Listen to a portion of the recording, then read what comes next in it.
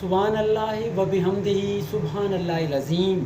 میرے پیارے رب کریم اپنی پیارے کتاب قرآن مجید میں فرماتے ہیں، وہ قرآن مجید جو ہمارے پیارے سونا نبی حضرت محمد مصطفیٰ صلی اللہ علیہ وآلہ وسلم پر نازل ہوا، جس پر ہم تمام مسلمان کلمہ پڑھنے والے عمل کرتے ہیں، اسی کلام قرآن مجید میں اللہ تبارک و تعالیٰ فرماتے ہیں کہ غربا کو کھانا کھلایا کرو۔